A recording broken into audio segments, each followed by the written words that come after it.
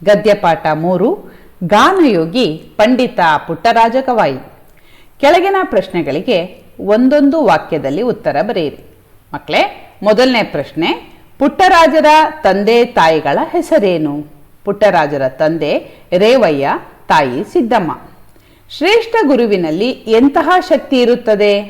ಶ್ರೇಷ್ಠ ಗುರುವಿನಲ್ಲಿ ಶಿಷ್ಯರ ಮನಸ್ಸನ್ನು ಓದುವ ಶಕ್ತಿ ಇರುತ್ತದೆ. ಪ್ರಶ್ನೆ 3, ತಾಯಿ ಸಿದ್ದಮ್ಮ ಪಂಚಾಕ್ಷರಿ ಗವಾಯಿಗಳಲ್ಲಿ ಏನೆಂದು ಬೇಡಿಕೊಂಡಳು?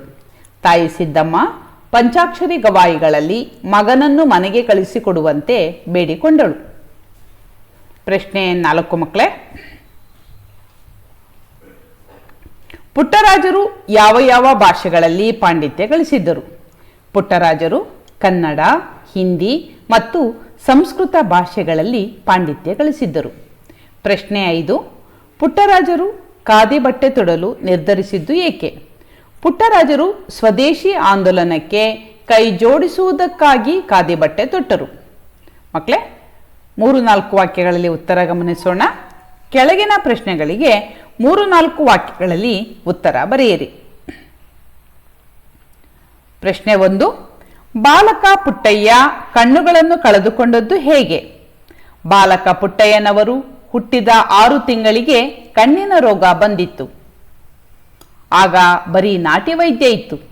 ಅವರ ಕಣ್ಣು ಗುಡ್ಡೆಗೆ ನಾಯಿಯ ಮೈ ಮೇಲಿರುವ ತೊನಸಿ ಮುಟ್ಟಿಸಬೇಕೆಂದು ನಾಟಿ ವೈದ್ಯರು ಹೇಳಿದರು. ಹಾಗೆ ಮುಟ್ಟಿಸುವಾಗ ಹುಳು ಕೈ ಜಾರಿ ಕಣ್ಣಿನ ಒಳಗೆ ಬಿದ್ದು ಬಿಟ್ಟವು. ಕಣ್ಣು ಗುಡ್ಡೆಯನ್ನು ತಿಂದು ಬಿಟ್ಟವು. ಪುಟ್ಟಯ್ಯನವರು ಕಣ್ಣುಗಳನ್ನು ಕಳೆದುಕೊಳ್ಳಬೇಕಾಯಿತು.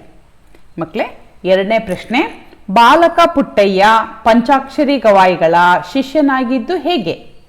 ಬಾಲಕ ಪುಟ್ಟಯ್ಯನಿಗೆ ಬಾಲ್ಯದಿಂದಲೂ ಸಂಗೀತದಲ್ಲಿ ಆಸಕ್ತಿ ಇತ್ತು. ಅದೇ ಸಮಯದಲ್ಲಿ ಸಂಗೀತ ಲೋಕದ ಜಗದ್ಗುರು ಪಂಡಿತ ಪಂಚಾಕ್ಷರಿ ಗವಾಯಿಗಳ ಸಂಚಾರಿ ಸಂಗೀತ ಪಾಠಶಾಲೆ ಗವಿಮಠದಲ್ಲಿ ಕ್ಯಾಂಪ್ ಮಾಡಿತ್ತು.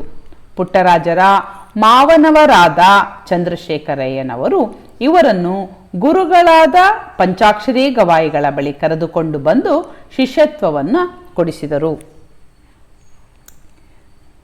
ಮಕ್ಕಳೇ, ಪ್ರಶ್ನೆ 3, ಪಂಚಾಕ್ಷರಿ ಗವಾಯಿಗಳ ಶಿಷ್ಯತ್ವ ಪಡೆದ ಬಾಲಕ ಪುಟ್ಟಯ್ಯ ಯಾವ ಮನಸ್ಥಿತಿ ಹೊಂದಿದ್ದನು?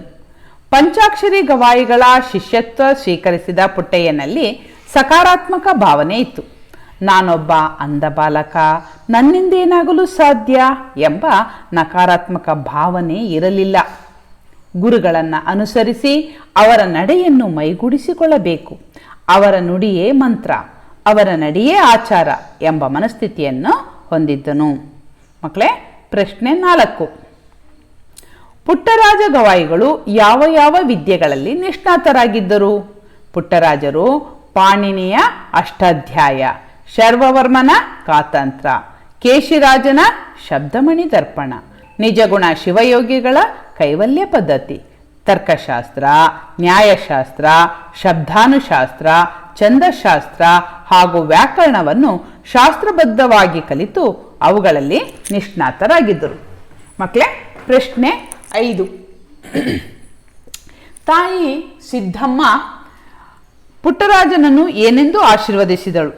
ತಾಯಿ ಸಿದ್ದಮ್ಮ ಸಾಮಾನ್ಯರಂತೆ ವರ್ತಿಸದೆ ಮಹಾತಾಯಿಯಂತೆ ಮಗನಿಗೆ ಆಶೀರ್ವದಿಸಿದರು.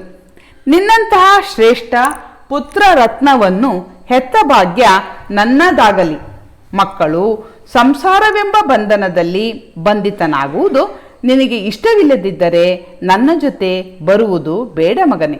ಗುರು ಪಂಚಾಕ್ಷರಿ ತೋರುವ ಮಾರ್ಗದಲ್ಲೇ ನೀನು ನಡೆದು ಅಮರನಾಗು ಕಂದ ಎಂದು ಆಶೀರ್ವದಿಸಿದಳು. ಸರಿಯಾಗಿ ಗಮನಿಸಿ ಮಕ್ಕಳೇ, ತಾಯಿ ಸಿದ್ದಮ್ಮ ಪುಟ್ಟರಾಜನನ್ನು ಏನೆಂದು ಆಶೀರ್ವದಿಸಿದಳು? ತಾಯಿ ಸಿದ್ದಮ್ಮ ಸಾಮಾನ್ಯರಂತೆ ವರ್ತಿಸದೆ ಮಹಾತಾಯಿಯಂತೆ ಮಗನಿಗೆ ಆಶೀರ್ವದಿಸಿದರು. ನಿನ್ನಂಥ ಶ್ರೇಷ್ಠ ಪುತ್ರ ರತ್ನವನ್ನು ಹೆತ್ತ ಭಾಗ್ಯ ನನ್ನದಾಗಲಿ. ಹೆಂಡತಿ ಮಕ್ಕಳು ಸಂಸಾರವೆಂಬ ಬಂಧನದಲ್ಲಿ ಬಂಧಿತನಾಗುವುದು ನಿನಗೆ ಇಷ್ಟವಿಲ್ಲದಿದ್ದರೆ ನನ್ನ ಜೊತೆ ಬರುವುದು ಬೇಡ ಮಗನೇ. ಗುರು ಪಂಚಾಕ್ಷರಿ ತೋರುವ ಮಾರ್ಗದಲ್ಲೇ ನೀನು ನಡೆದು ಅಮರನಾಗು ಕಂದ ಎಂದು ಆಶೀರ್ವದಿಸಿದಳು. ಮಕ್ಕಳೇ, ಮುಂದಿನ ಪ್ರಶ್ನೆ ನೋಡೋಣ. ಪುಟ್ಟರಾಜರ ವೇಷಭೂಷಣಗಳು ಹೇಗಿದ್ದವು? ಪುಟ್ಟರಾಜರು ಶುಭ್ರವಾದ ಖಾದಿ ಬಟ್ಟೆ, ಬಿಳಿ ಉದ್ದನೆಯ ಅಂಗಿ, ಪಂಚೆ ಧರಿಸುತ್ತಿದ್ದರು. ತಲೆಗೆ ಕೆಂಪು ಪೇಟ, ನೊಸಲಿನಲ್ಲಿ ತ್ರಿಪುಂಡ ಭಸ್ಮ, ಕೊರಳಲ್ಲಿ ರುದ್ರಾಕ್ಷಿ ಮಾಲೆ, ಪಾದಗಳಿಗೆ ಅರಿವೆಯ ಪಟ್ಟಿಯನ್ನು ಜೋಡಿಸಿದ ಕಟ್ಟಿಗೆಯ ಪಟ್ಟಿಕೆ, ಕೈಯಲ್ಲಿ ಉದ್ದನೆಯ ಬೆತ್ತ. ಇವು ಪುಟ್ಟರಾಜರ ವೇಷಭೂಷಣಗಳಾಗಿದ್ದವು. ಮಕ್ಕಳೇ, 7ನೇ ಪ್ರಶ್ನೆ. ಪುಟ್ಟರಾಜರಿಗೆ ದೊರೆತ ಗೌರವ ಪ್ರಶಸ್ತಿಗಳಾವುವು? ಪುಟ್ಟರಾಜರ ಸಾಧನೆಗೆ ನಾಡೋಜ ಪ್ರಶಸ್ತಿ, ಬಸವಶ್ರೀ ಪ್ರಶಸ್ತಿ, ಪದ್ಮಭೂಷಣ, ಗೌರವ ಡಾಕ್ಟರೇಟ್ ಮುಂತಾದ ಪ್ರಶಸ್ತಿಗಳು ದೊರೆತಿವೆ. ಅವರು ಸಂಗೀತ ಲೋಕದ ಧ್ರುವ ನಕ್ಷತ್ರ, ಸಾವಿರಾರು ವಿದ್ಯಾರ್ಥಿಗಳ ಬದುಕಿಗೆ ದಿವ್ಯ ಬೆಳಕು, ತ್ರಿಭಾಷಾ ಕವಿ ಇತ್ಯಾದಿ. ಮಕ್ಕಳೇ, ಮುಂದಿನ ಪ್ರಶ್ನೆ ನೋಡಿ ಮಕ್ಕಳೇ. ವಿಶೇಷ ಚೇತನರಿಗೆ ನೀವು ಯಾವ ಮಾತುಗಳಿಂದ ಧೈರ್ಯ ತುಂಬುವಿರಿ? ಉನ್ನತವಾದ ಗುರಿಯನ್ನು ಸಾಧಿಸಲು ಯಾವುದೇ ರೀತಿಯ ದೈಹಿಕ ನಿರ್ಣಯಗಳು ಎಂದೂ ಅಡ್ಡಿಯಾಗಲಾರವು. ಅಸಾಧ್ಯವಾದ ಛಲವಿದ್ದರೆ ಗುರಿ ಸಾಧನೆ ಸುಲಭವಾಗುತ್ತದೆ. ಮಾಲತಿ ಹೊಳ್ಳ, ಸುಧಾ ಚಂದ್ರನ್, ಸ್ಟೀಫನ್ ಹಾಕಿಂಗ್, ಪಂಚಾಕ್ಷರಿ ಗವಾಯಿ ಇವರ ಸಾಧನೆಯನ್ನು ಪರಿಚಯ ಮಾಡಿಕೊಡುವ ಮೂಲಕ ಅವರಲ್ಲಿ ಆತ್ಮಸ್ಥೈರ್ಯವನ್ನು ತುಂಬಲು ಸಾಧ್ಯವಾಗುತ್ತದೆ. ಮಕ್ಕಳೇ, ಇಲ್ಲಿ 1 ವಾಕ್ಯ ಹಾಗೂ 2-3 ವಾಕ್ಯದ ಪ್ರಶ್ನೋತ್ತರಗಳಿದೆ. ಮುಂದಿನ ವಿಚಾರವನ್ನು ಮುಂದಿನ ವಿಡಿಯೋದಲ್ಲಿ ನೋಡೋಣ ಮಕ್ಕಳೇ.